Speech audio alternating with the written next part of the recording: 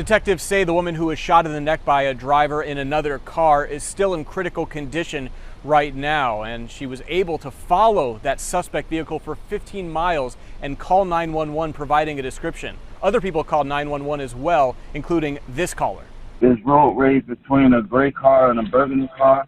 The burgundy car just shot into the gray car. A Florida Department of Transportation camera captured this picture of a gray car pulling over on I-95 northbound in Martin County shortly after the shooting in West Palm Beach on Palm Beach Lakes Boulevard. You can see lots of police vehicles following this gray car as the 44-year-old Royal Palm Beach woman driving was then airlifted to St. Mary's Medical Center.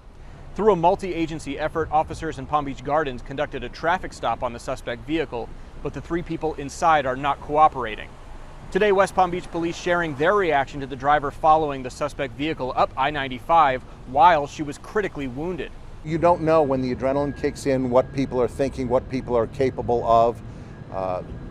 Though we would not advise it, she followed the suspect vehicle, and we were able to obtain good information that led us to the suspect vehicle. We've impounded that vehicle, we have the search warrants, and it's all part of the active and ongoing investigation.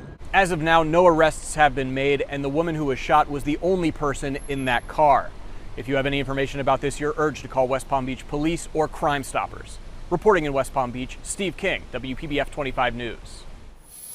Our thanks to Steve. New at 6, West Palm Beach police say a 25-year-old Lake Worth Beach man was shot to death over the weekend by somebody who claims he forgot the gun was loaded.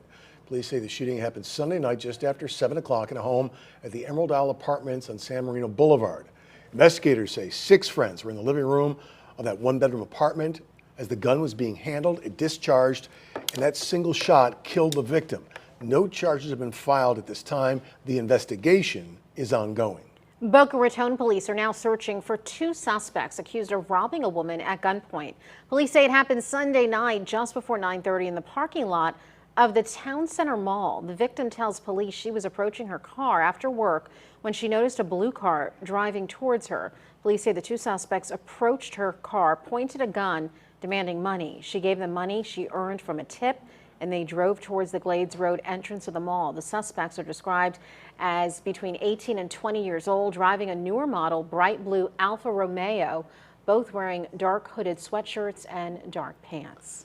New witness testimony today in the sentencing trial for convicted mass shooter Nikolas Cruz on his behavior in class as a child. A retired Broward County teacher talked about that. A prosecutor seeking the death penalty for Cruz asked a speech pathologist if he could be faking a language disorder. Angela Rozier has more on today's testimony from the Broward County Courthouse. Lynn Rodriguez is the defendant's 3rd and 4th grade ESC teacher. She was the first to testify in court Monday, and she was asked what did she remember about the defendant when he came into her classroom. Nikolas was very quiet. He was aloof. He didn't blend in well with the other students. I'm trying to think, anxious, very anxious.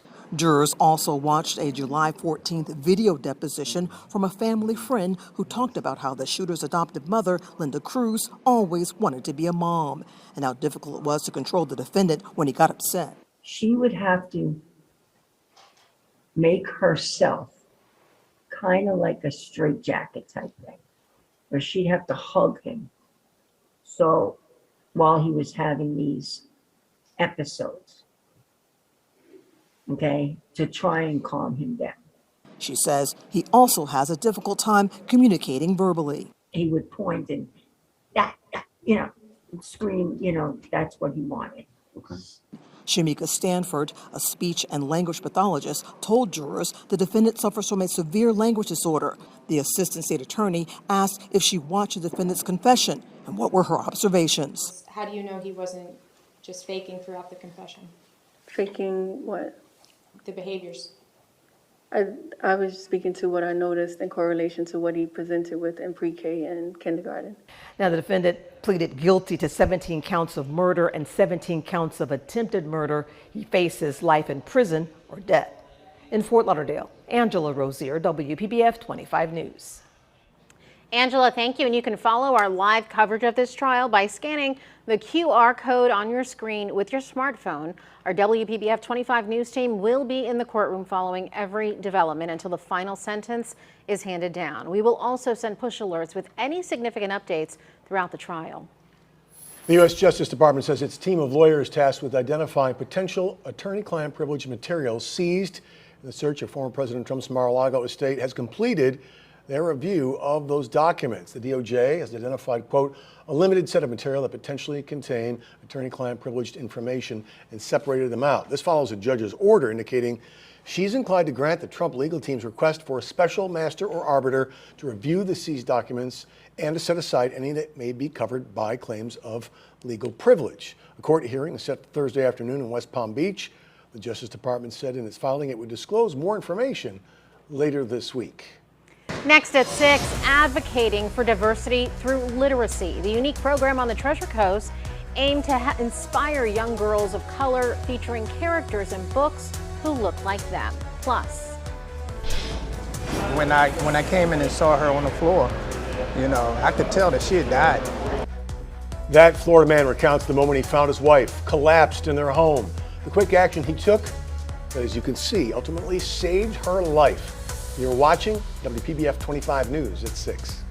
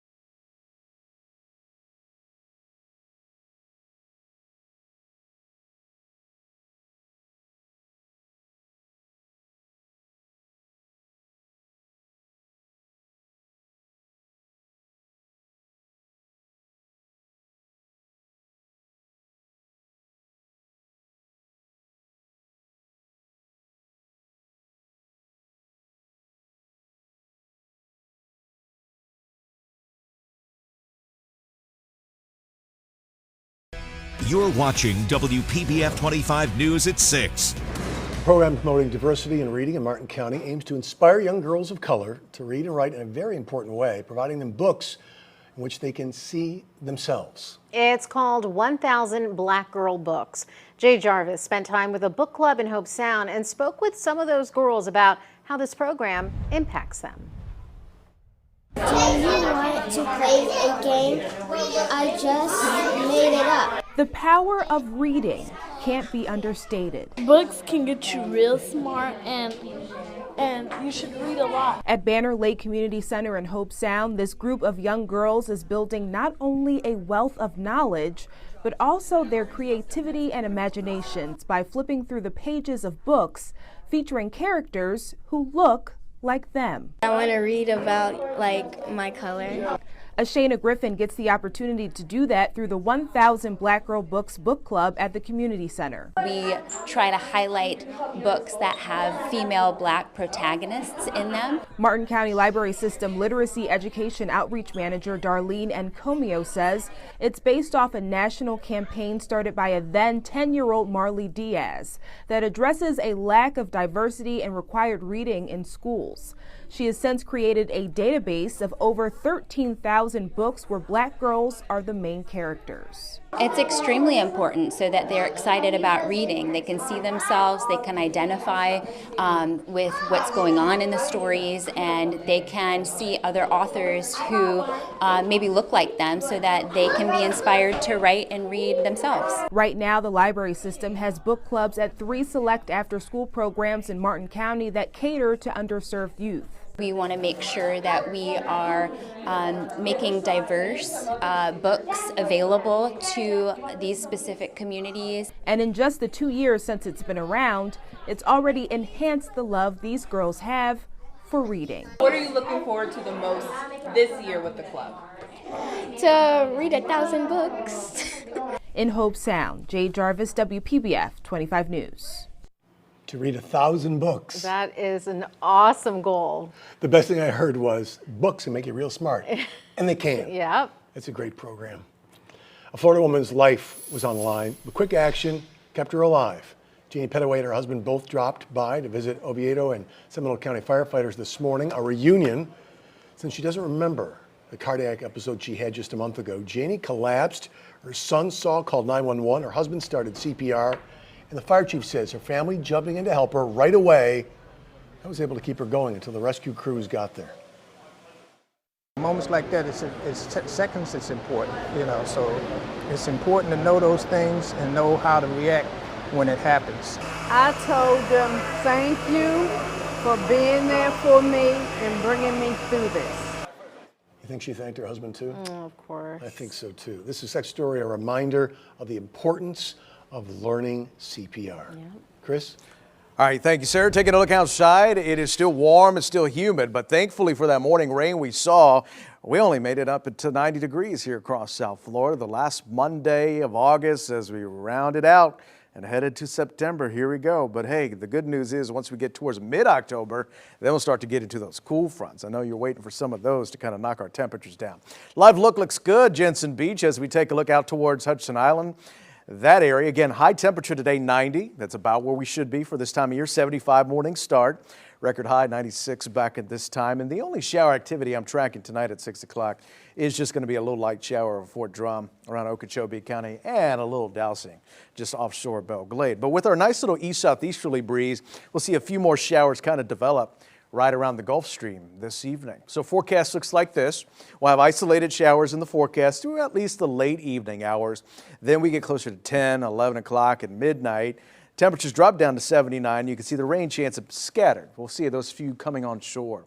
That's kind of the pattern that we're in with a nice little east and southeasterly breeze. So really no big changes in our weather pattern.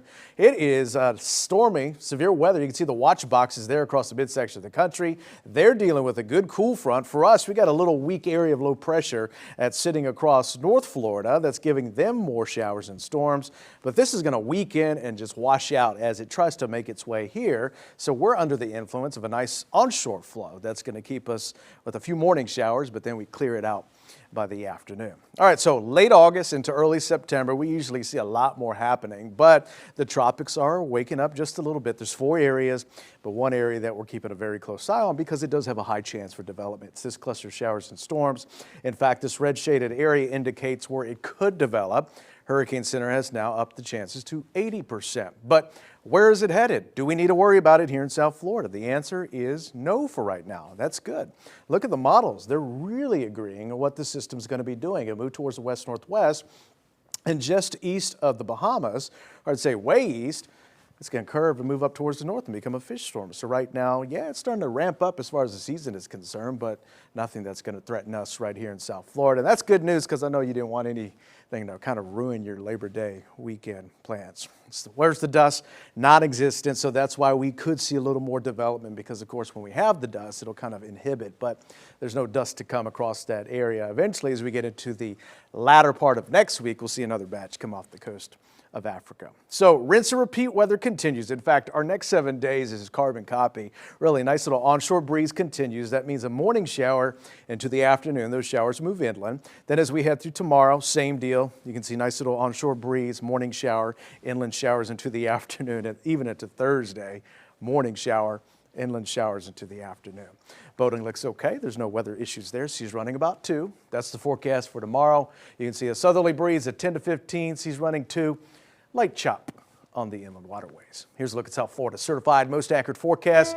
Low 90s, no big changes ahead. What you see is what you're going to get into the weekend. Yanni?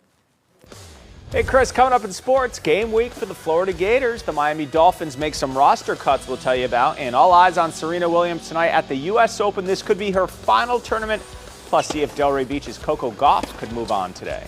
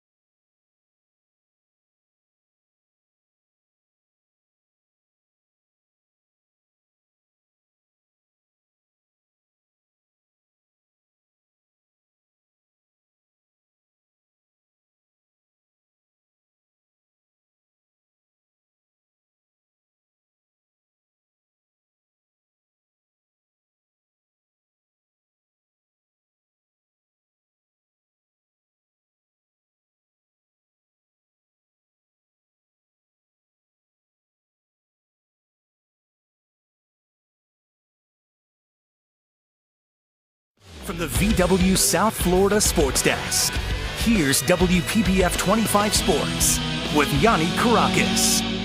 The Miami Dolphins have to get down to 50.